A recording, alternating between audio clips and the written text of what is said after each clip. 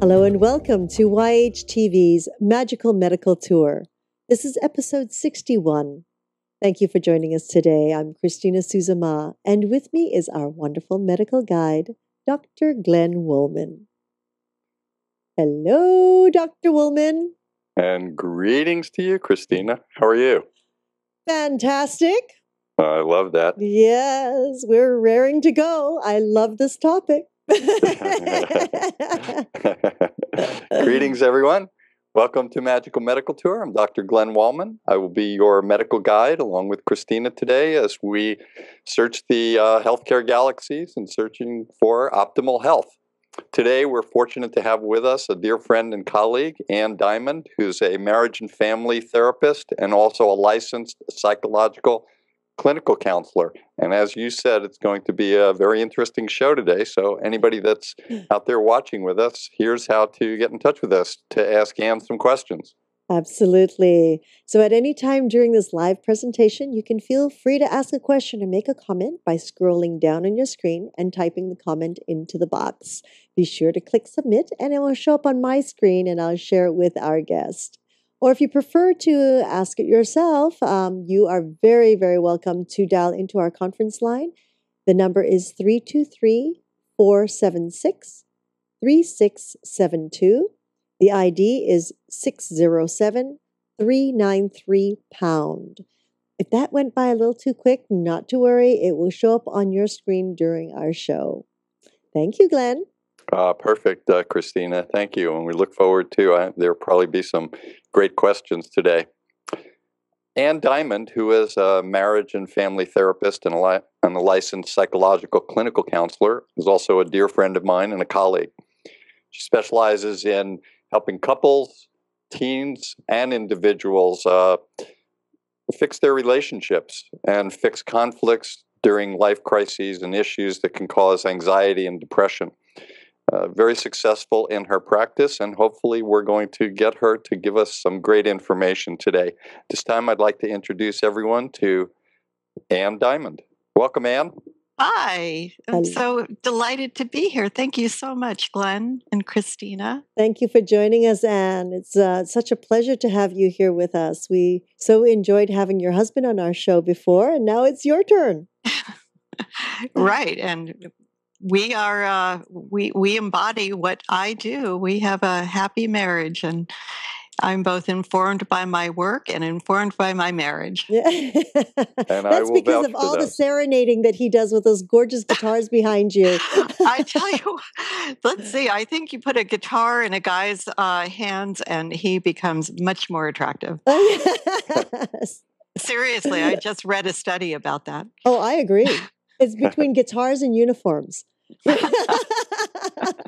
That's right. Oh, I'm going to have to try both on him. And so thanks, everyone, for tuning in today. It's been a great show. And I think we've covered pretty much everything, guitars and uniforms. Are there any other questions? This is tips before you get married. Boy, we're going to cover courting that someone. Okay, well, what do you put in her hands or the other guy's hands? We're going to talk about... Oh, I get it. A spoon and a pot. All right. Okay, we'll get serious, Glenn. I'm going to be interested in watching that along with the rest of our audience here, watching you two get serious. That'd be great. So, Ann, usually as the medical guide, although I have no idea anymore at this moment, I try to give our viewers an idea of where we're going to go today. So first we want to learn a little about you, how you got into healing, what interested you, what are the great parts. And we want to talk about some of your training a little bit. And then we're going to actually get into marriage and therapy and look at some of the other things that you do. So how does that sound? That sounds great. Good. So let's start out simply with, tell us about Ann and when Ann decided to become a healer and why you took the direction you did, what influenced you. Give us a few moments on that. Well, like most people who go into my profession, it happened as the result of a personal journey. So in my background, I've always been interested in people through art and literature and interaction. And I was a very anxious person. And in my younger years, I was afraid of anything like flying, for instance, which is what got me into my interest in hypnosis. And as a result, I sort of opened a door and saw the difference between fear and fact and how to differentiate those, how Mm. to do self soothing, calming. And as a result of that, I found the world to be a much more open and friendly place. I advanced my education. I started doing hypnosis as an unlicensed person, and in that process, I decided to go to school to become an MFT. It was something that I always really wanted to do and realized I could do when I experienced the shift in this is a buzzword for my profession is boundaries, how we get confused in boundaries. And when I really experienced that I have a boundary and other people have their boundaries, and that's very uh, clear and negotiable. I felt free to go ahead and study this. I felt that I had something to learn and something to offer, and I'm so honored to be working with people and invited to the intimate details and experiences of their lives. Yeah, that's great. I felt that way in the emergency department too. It is something very special for people that go into healing. Uh, you get invited into people's intimacies, and it's very sacred if you treat it that way. And I know you do. It's true. It's a sacred realm. What what does it take in terms of study to become an MFT, a marriage and family therapist? Well, that's a master's level license. I have a master's in science that I worked for at Cal State Northridge, and in that study, you are exposed to the various theories of um, counseling and healing and psychology, practical applications. I did how many semester units of research and statistics. And so, which I'm very glad I did because I really appreciate the ability to discern evidence based practice.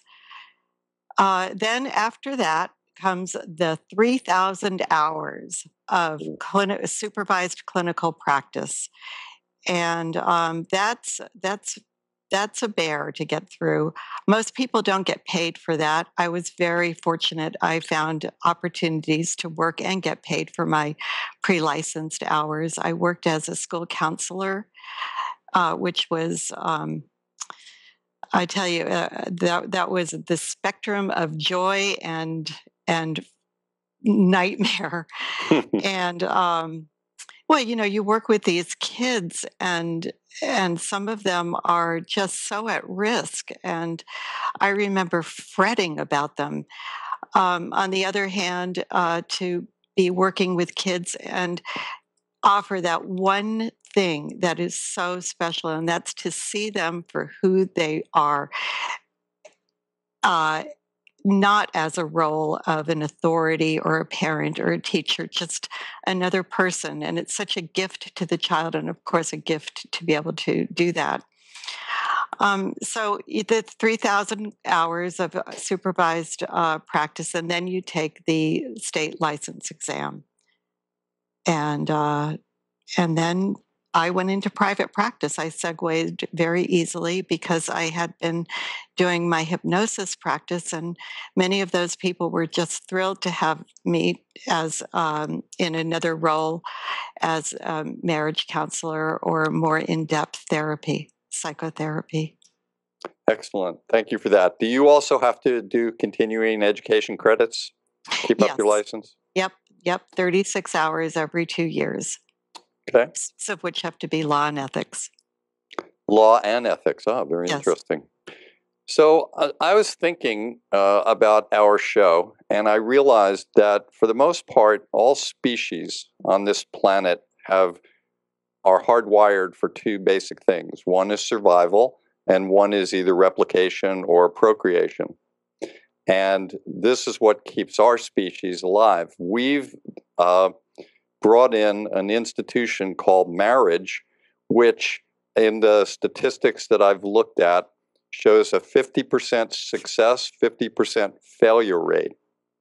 And so I realized that we can't count on Luke Skywalker, Captain Kirk, Superman, the Lone Ranger, Thor, or even Iron Man 3. It's really up to you, Anne, to save our species.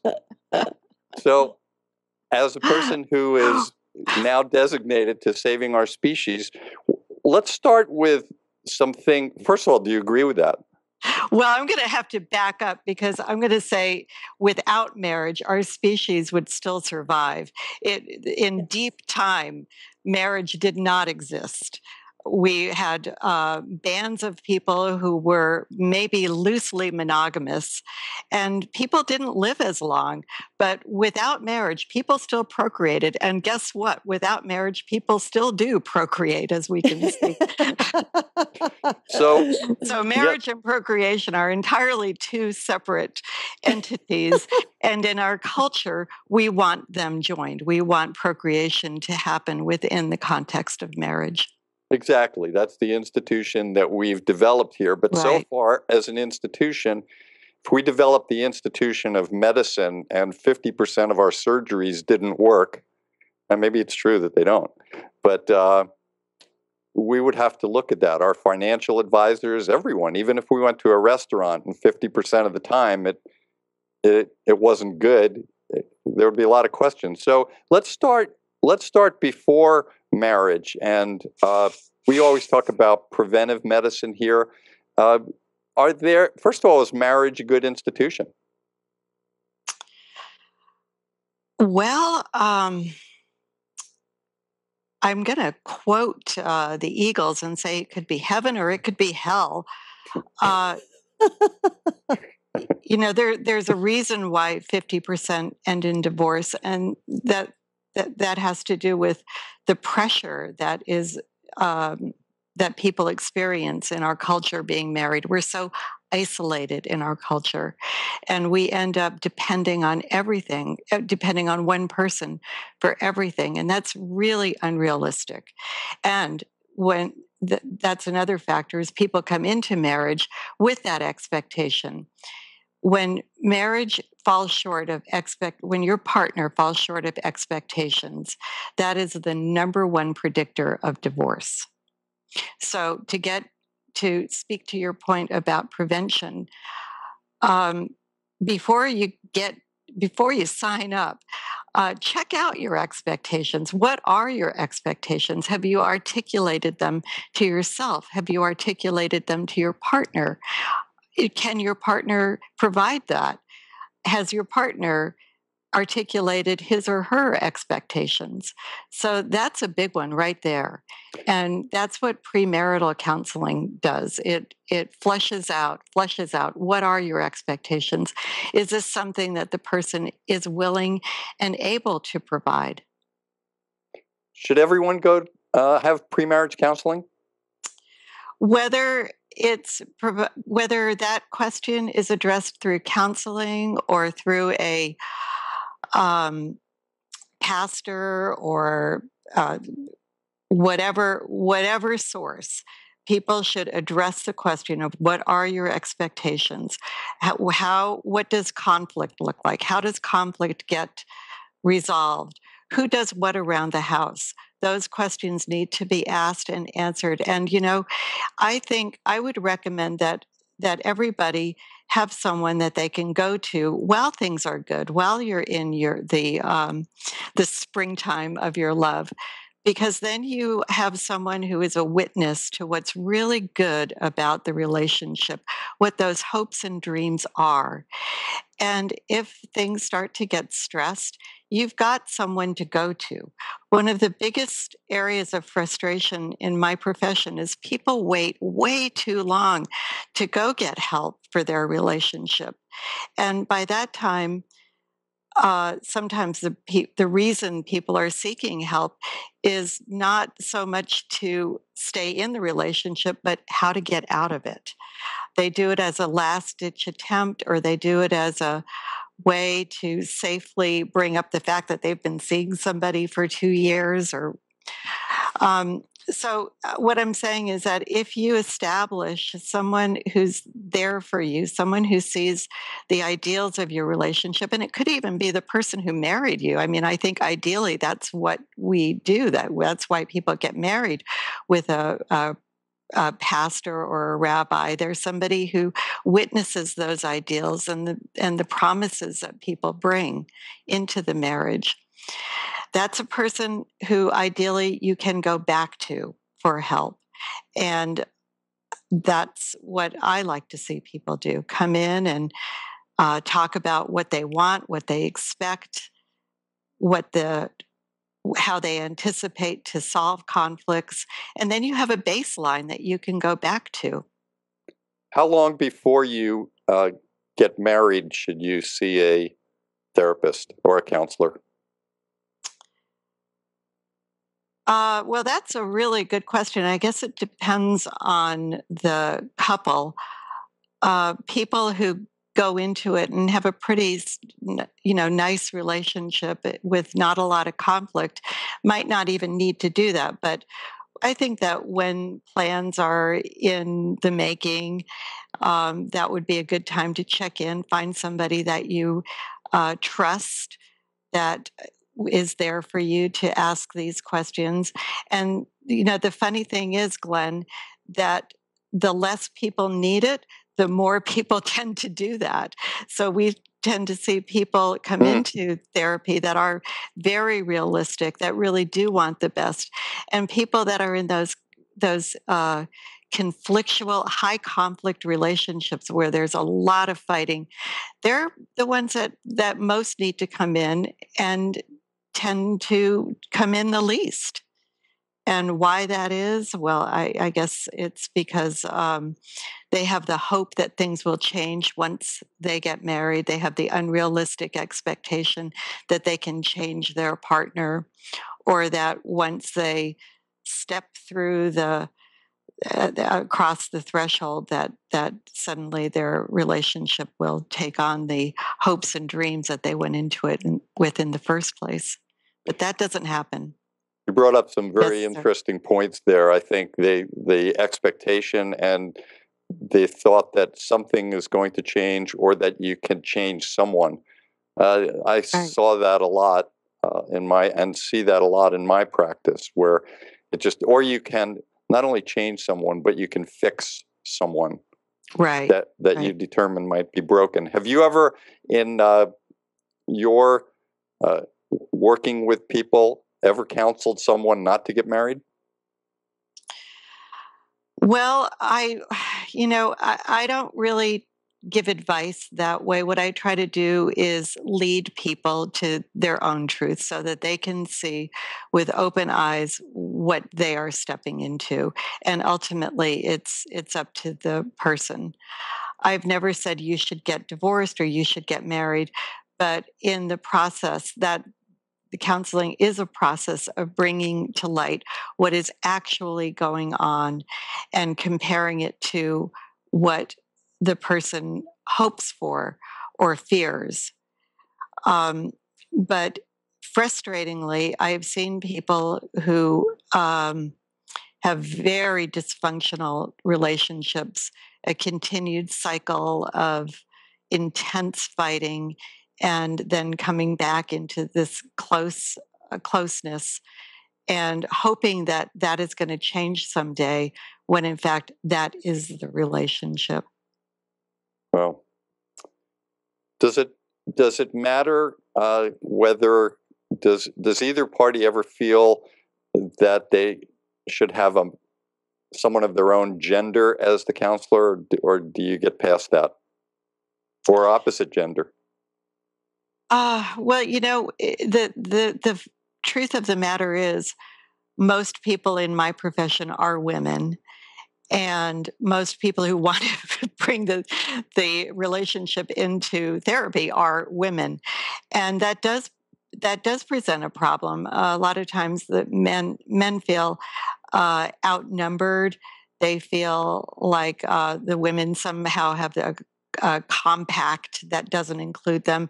So I work very hard to be unbiased, very hard to not take sides, not triangulate. And I know that there are men who provide marriage counseling who are great and shoot for the same goal. So it doesn't matter too much, really. Well, I guess if it matters a lot, what I see a lot is one of the partners really wants to come in for therapy. They really feel like they're desperate and they want help. And what they do is they say to their partner, I don't care who it is, whether you want to go to a man or a woman, I'll do anything to get you in. And unfortunately, that's when it's a little, people wait a little too long. And I guess that would be my one message in this entire show is, if you have problems in your relationship, don't wait. Go get preemptive help. How do you know when you have a problem? Well, that's a really good question. I guess when you are feeling like you're not being listened to, not being heard, and the same fights develop over and over. And when you start maybe avoiding discussions, when fights happen really quickly, like 0 to 60, you walk in the house, everything's fine, and boom, there's a fight.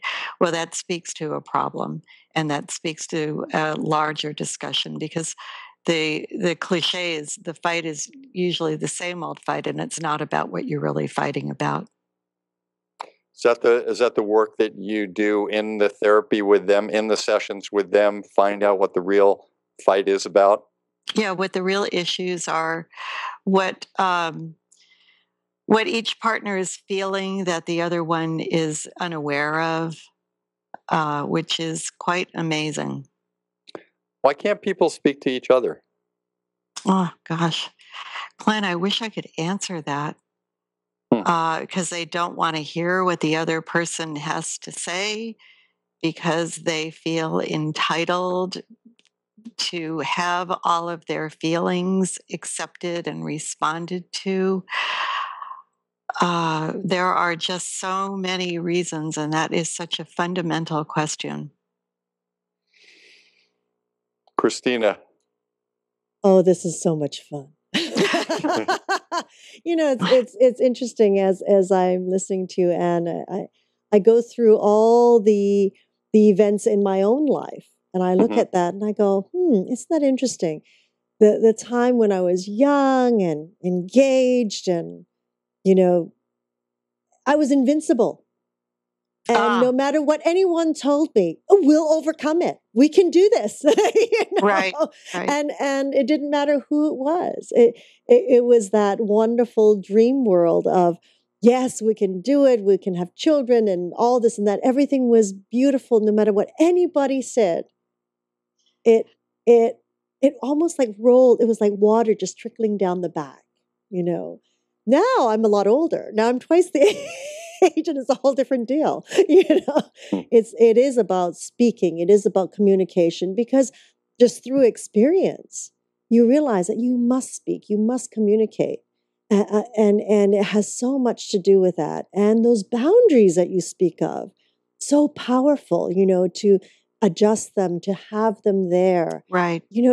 All these things is magnificent. But what do you do with these young couples that come in and they're invincible? Well, Christina, that is just so precious what you're saying, and it's so true. And I think that parents struggle with that, and certainly my people in my profession see a train wreck ahead, but you can't rescue people from their own path. And I think that that was one of my ideals going into this, because I didn't just fall off the turnip truck when I got licensed. I had done that invincible thing, hoping for a different result. And I think that's the nature of the human being. That's what being young is about. You have to make your own mistakes. You have to think big.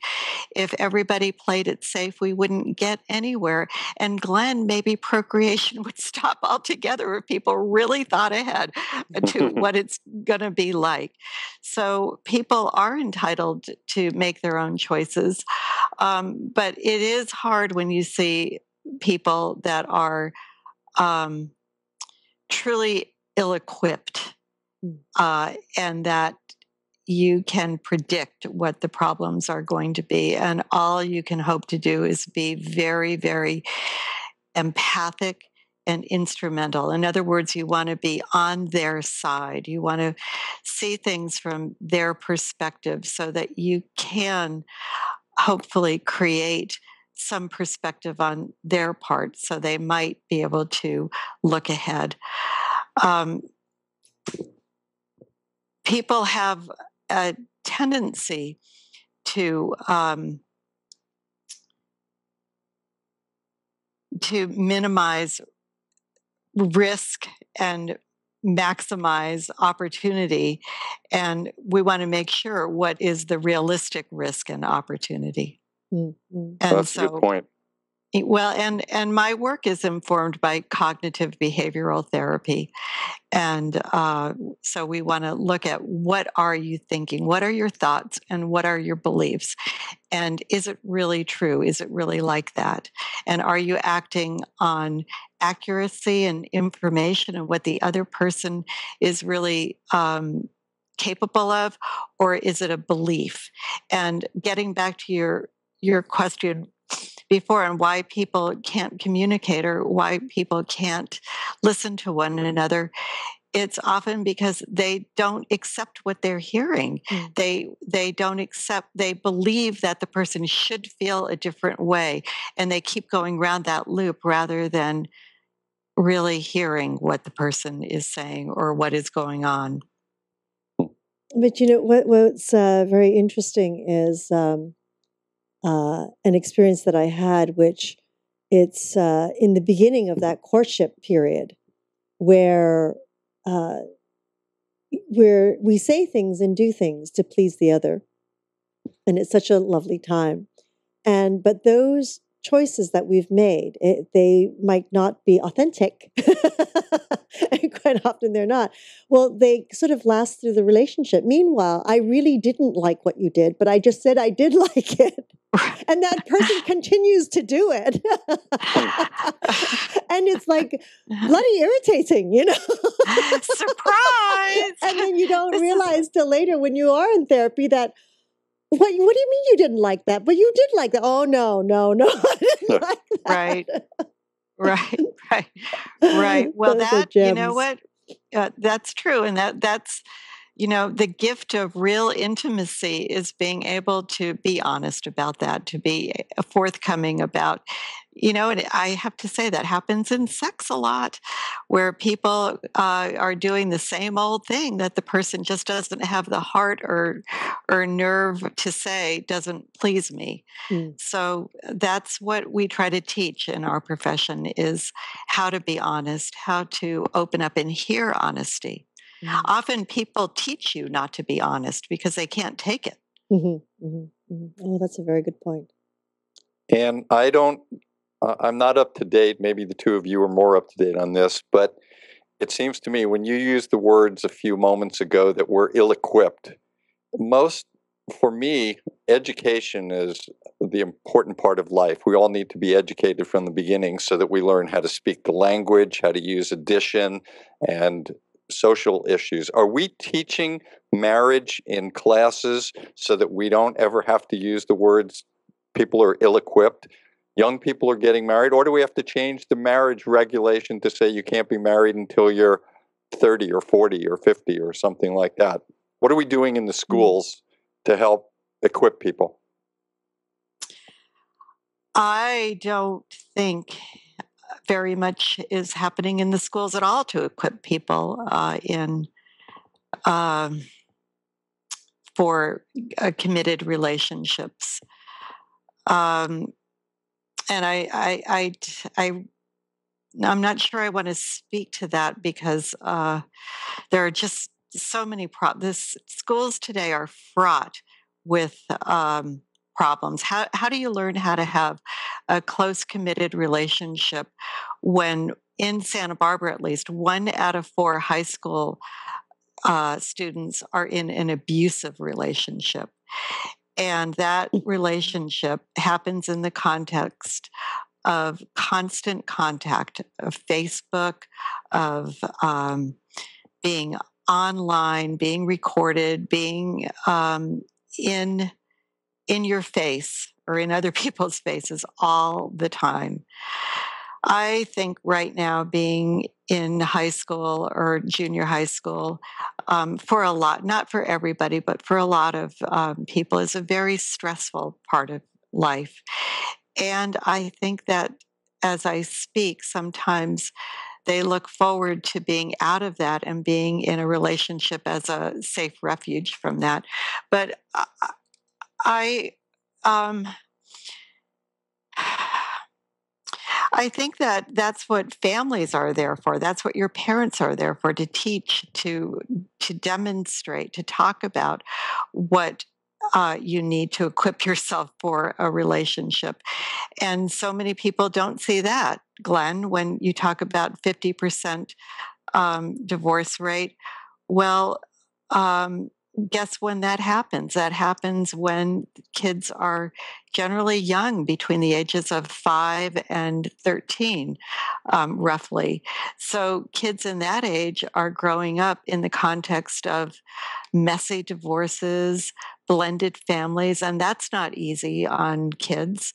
They didn't ask to suddenly have this person step into their life as a step parent. So I think that we don't do enough to equip people for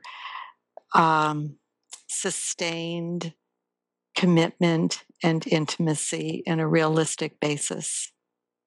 You know, this it seems like it's very bleak here. The very people that are getting married and having the kids, causing the problems with the kids, who are then going to recycle and get married in the same type of loop based on what they learned in an abusive manner. It seems like if we're going to have this as an institution, more should be done. In an ideal world, what would you see, or if not necessarily ideal world, but what would you see could or should be done to change this?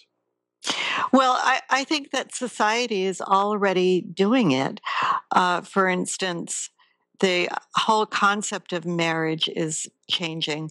I think that a lot of people don't get married thinking that this is it forever. I think people get married thinking that this is what's right for me now. And divorce has become very normalized, for better or for worse. And sometimes it is for better. I think that we're witnessing our society redefine marriage to include gay people. Thank goodness, finally. And I think that people live together. That's much more normalized than it used to be. That used to be scandalous, that people would shack up, and now it's very normalized to have people live together before they get married. So, with as dim as a view that we could have by looking at some aspects of our society. I think our culture as a whole is adjusting and opening up and responding to the unrealistic concept of marriage as being exclusive, long-term, committed, and I guess I'll stop with those words. Do you think that because it is committed, long-term, et cetera, all the things you said, and that's something that none of us get to experience under certain circumstances, do you think it makes sense that part of the relationship should be about being together and learning what it is to be committed and together before you're married to make that final decision? Yeah, I think so. Getting back to some of your earlier questions, and why don't people hear one another? How do they get locked in those cycles?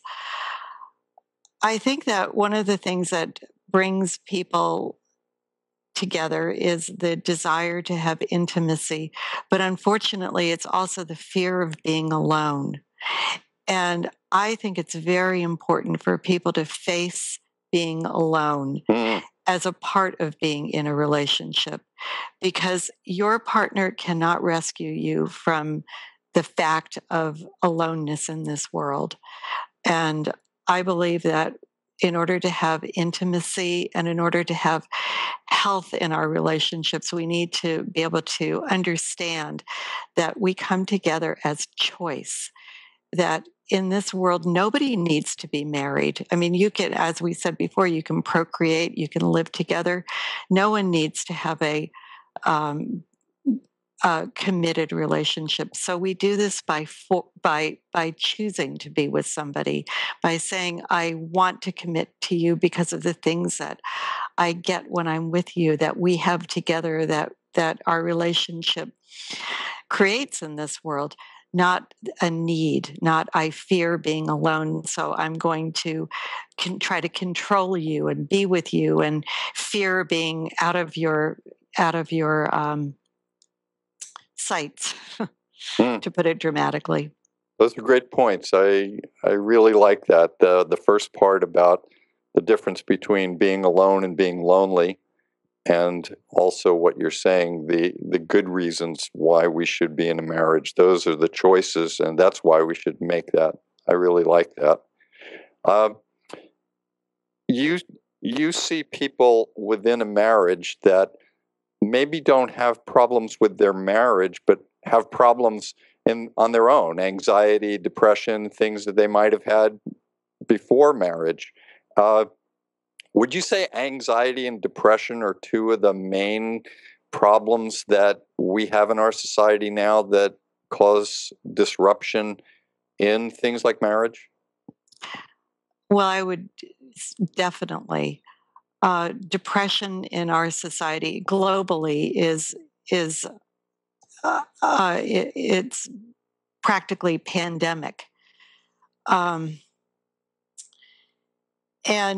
it does. Depression tends to be to spread when you're with somebody who's depressed. It rubs off and it comes between you. So I think that depression definitely has to be addressed when it's in a relationship. People don't. I mean, what is depression? It's hopelessness. It's feeling isolated. It's feeling that something is wrong with the person and feeling like there's no future. So how does that work in a relationship? You can see how damaging that is to a relationship. And so I definitely see individuals, because their partner has asked them to come in and get help, or because they know that they need help for depression.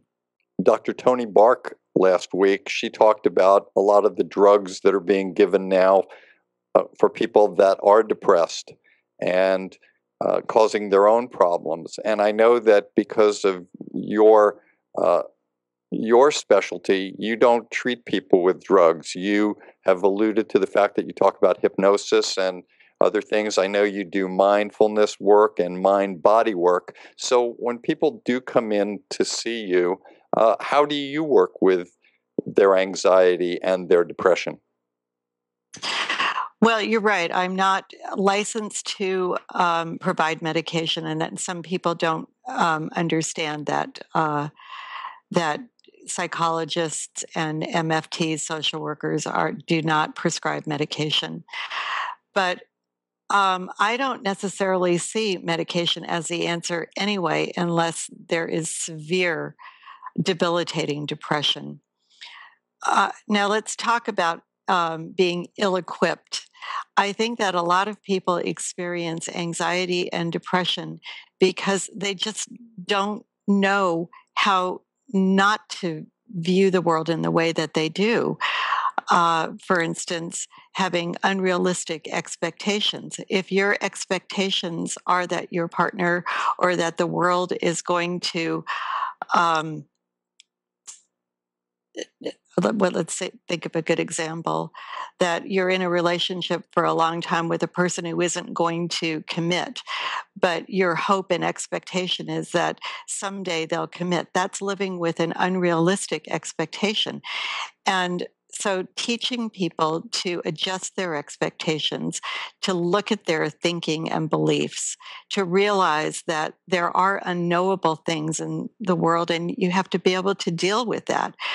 I think that one of the biggest drivers of depression and anxiety is people's need to be um, in need to know the answers before the question is even asked. What is going to happen? Mm.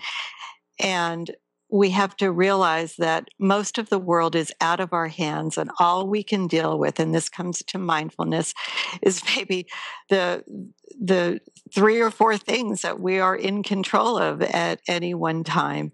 And that might be our breathing, that might be our body posture, that might be the thoughts that we have in our minds. What are we saying to ourselves? What are we engaging in? Are we ruminating? What is the quality of our thoughts? Are we thinking catastrophizing? Are we thinking hopefully in a realistic way?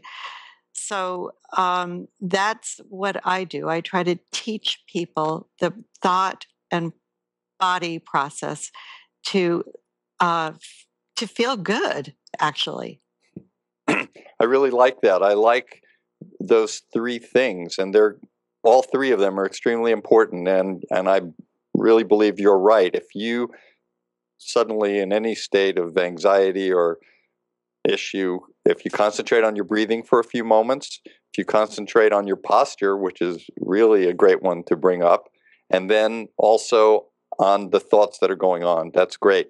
Do you ever hypnotize people together as a couple?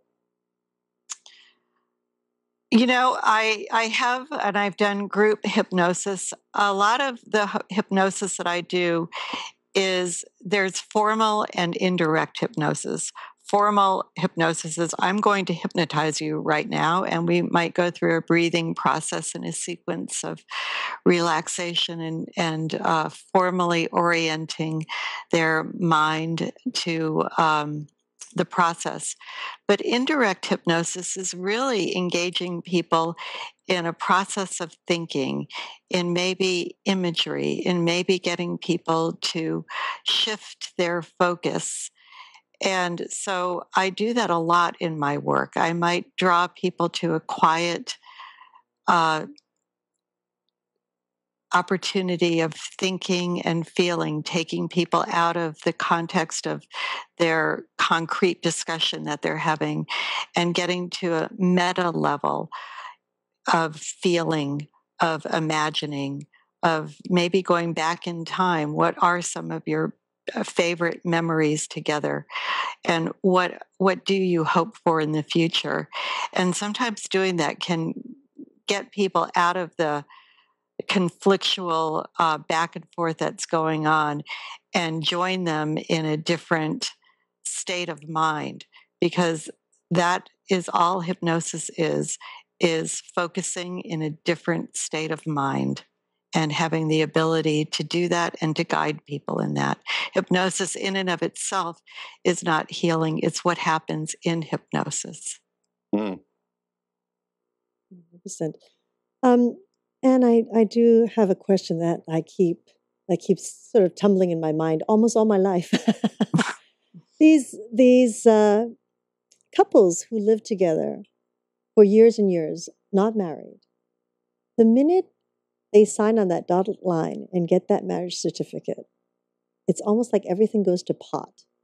And the means of it falls apart. Next thing you know, they're already in divorce courts already. What is? I mean, is there an explanation for that? What happens? Well, I think that comes back to the principle of, when you live together, it's by an agreement, and you can walk at any time. And knowing that your partner can walk at any time, I imagine, could keep some people being more giving, more generous, more conscious of their own behavior. But if signing on that dotted line means, now I can start to slack, now I don't have to be as giving, then of course that's going to present a problem. All of a sudden, things are different. And I think that, unfortunately, I see that with engagements, people who get together and they bait and switch. They know that, and sex is a really great example of this. During dating, during courtship, they get fantastic sex. And then after they're married, what's the first thing that starts to dwindle out is they're not giving, they're not generous. And then, of course, the other factors that go on with that, when resentment gets woven in, then that really is a sex killer. Mm. But I think that it's the idea that you have to, relationships take a lot of work. People who are married for a long time will report, yes, they're satisfied and yes, they're happy, but they also do a lot of work. They give when it hurts. They are constantly focused on what's going on in the other person's world.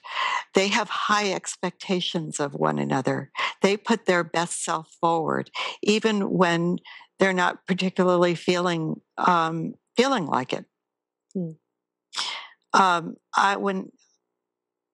I say that doing my work has helped in my marriage, I see people who are so unaware of the hurt they cause by just being able to open their mouths and let anything fly.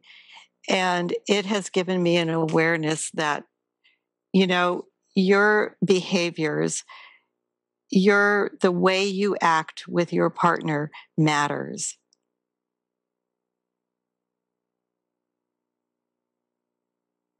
I have a question that came in. Can great sex save most marriages? Yes. Sorry. Dr. Woolman, the therapist, has just come aboard. Sorry. That was the reflex. It didn't even go to my brain. Can great sex save most marriages? Well, I think I'm going to have to say that it certainly figures into it. Let's look at what the people's expectations are. If that's really one of their expectations and it's not being met, then one of those partners or both of those partners are going to be unhappy. Are there great marriages where there's not a lot of sex? Absolutely. There are people whose desire for sex is not all that high. And how wonderful if they have a partner who is like-minded. But I think that to answer that question, it goes along with the expectation. Now, I really believe that sex is a part of most marriages, and keeping that alive, not letting that go to gravitate to the back burner. Being in touch with what your partner needs or wants is very important. And can marriages or can relationships have great sex? Yes. And I think that that is something that people can be better equipped to do with exploration, with education, with openness, with exercise, having yourself be fit and in shape definitely helps with that. I like that part. Wait, which part don't you like? I'll take it all as a whole then. There you go. Okay. Now, that brings up a very good point. I mean, we talked about people dating and they're in the early phases and everything is flowery and kind of lusty and intimate and things like that. And then people get married and maybe it even stays like that for a while. But at a time when a woman starts to go through menopause and a man might go through womanopause or something like that. I was trying to think of something very quickly so that it would be How about menopause? Menopause. Well, I thought, we're using the word men for women, so we should have something. Maybe we should call it femipause. I don't know. But people do go through changes, and we know that there's hormones that change things, and people just change over time. So if one person changes at a different rate, how do you do that? Do you see? I guess one of the things I'm asking is, no, let me just leave it at that for a second. I was going to ask you about how old people can be and still come in to see a therapist at 80 or 90 or 100 or something like that. But how do you deal with the changes that people go through on both sides, and one is changing and the other isn't? Well, one thing is definitely having compassion for the other person. Let's take your example where women go through menopause, and that happens during a time of life when their parents might be aging, when they have children that are older that are now having maybe more complicated problems. And so it gets mixed up with phase of life. And there's a lot of pressure on women in that phase of life, and men too. I'm not saying that men don't have it too. And when hormones start to drop or go all over the map, sex isn't generally the first thing on their mind. So having a partner who's compassionate, who understands, who is patient with that is really important. And being educated about what's going on is really important. Mm-hmm. And having in your example, the wife or the woman, understanding that this guy still has needs or wants that she can still meet. It doesn't have to be intercourse. It can be, there's a whole spectrum of sexual acts that can be very satisfying, or just touching, holding hands, maybe even talking about it, saying, honey, I know that we're not having sex but we will, and I don't anticipate on closing the door on this forever. So I think that a person's or the couple's past sexual history is going to predict how it's going to be in the future. Now, if it was never really all that satisfying or all that great, she can say, great, I'm off the hook now. And of course, that's not going to work, and that has to be addressed and talked about. Do you see any cultural variations in marriage, treating people around the world? If two people come that live in America but are from India and have a different way of looking at things, how do you work with people that are either from another culture or within their own marriage that's interculturally different? Well, that's a really good question. And by the way, I do have some older clients, older couples, I see a couple in which one of the members is 89. So these questions don't go away. But Glenn, to answer your question, you have to use your clients as informants. What does your culture tell you about that? What is the cultural norm? What do I need to know about your culture? And generally, being informed by them as to what their culture expects is important. And also knowing that in many other cultures, people look to therapists as experts. They want advice. They want you to be direct. They want you to be more, I guess I would use the word directive. In our culture, we don't look to therapists for that direction and advice. And so you need to adjust your style. In other words, you can't get into some kind of philosophical debate with not that I ever debate with people in therapy, but about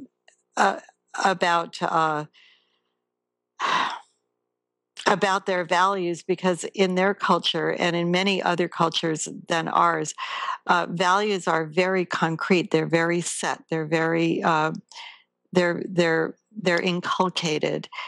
And in our culture, we have our values tend to shift and change. Interesting. We're speaking today with Ann Diamond, a marriage and family therapist and a licensed psychological clinical counselor. And Ann, each time we come to near the end of our great episode, we ask our special guest for a health tip. And I wonder if you have something for us today. Well, I do. That works out. And I'll tell you what it is. I want to tell you where I learned it. Where I learned it from. When I was a teenager, there was a woman. She was a minister of the Congregational Church in Weston, Connecticut, and she gave free yoga lessons to teenagers, which was just wonderful. And one of her pieces of advice was to always keep your feet supple, that if your feet are supple, you will have youth.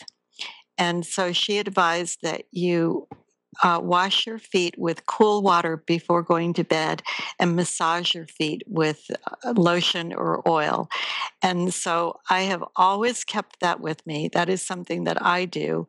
And she said that the more supple your heels are, the better better back health you'll have. And I think she's right. And so that is my health tip.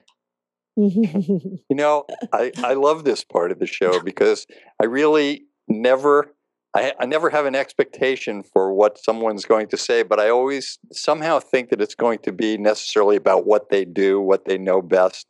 And every one of them surprised me. They come from the heart and they come from great wisdom.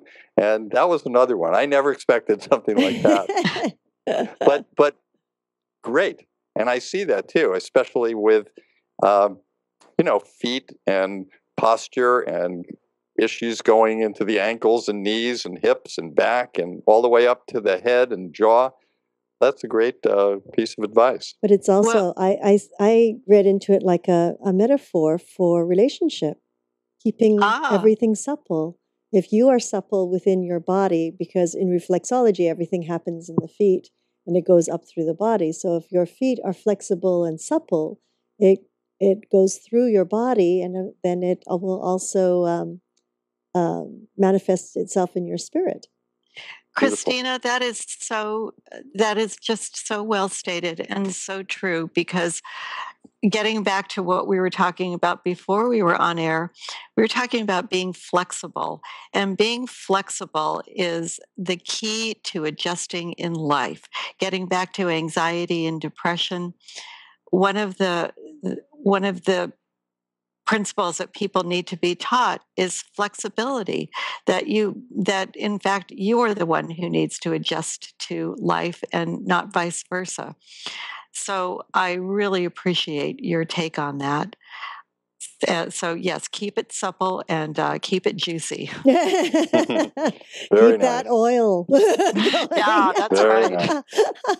nice. And when we decided to talk together, is there anything that you wanted to really talk about that we haven't brought up today? This would be an opportunity. Otherwise, I believe we've covered many great parts that I hope will be helpful to people. Well, I think we covered a lot, and all I would like to say is I might have, if there was anything that I said that was inaccurate, I invite feedback, or if anybody has any other views, I would really love to hear them. I think my website is posted, and if there's any conversation that would that can continue, I would love to participate in that. And I want to thank you so much for the opportunity to talk about what I do. That's great.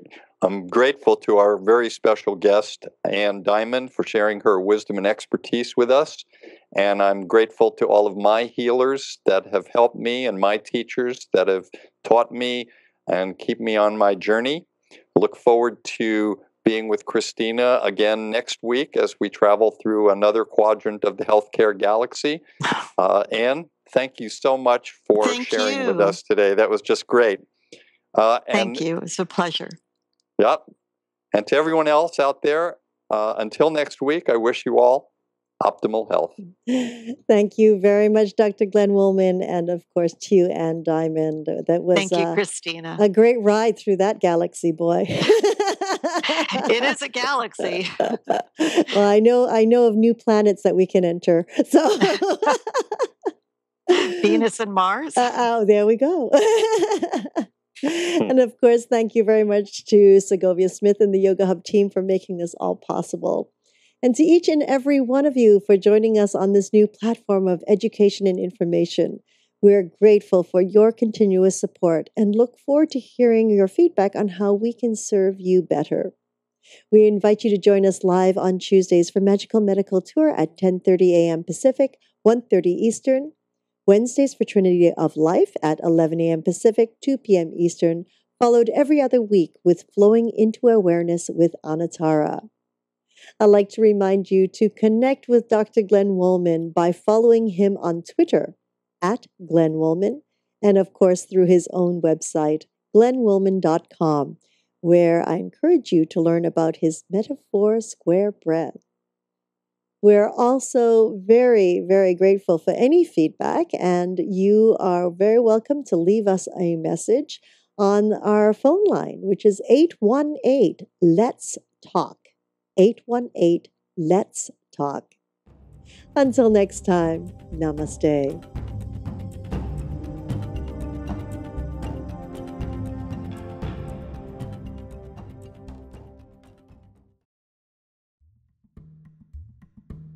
Most people, behind the closed door, and I don't mean in the bedroom with me, I mean in my office, in my consult room, because I'm so frank about it, and I just come right out and ask my patients, how's your orgasms? How are you functioning? That they get pretty comfortable talking about it because it's no big deal for me to talk about it, and I make them very comfortable. And most people want to talk about it because I've seen patients who've been in therapy, who've been in analysis and haven't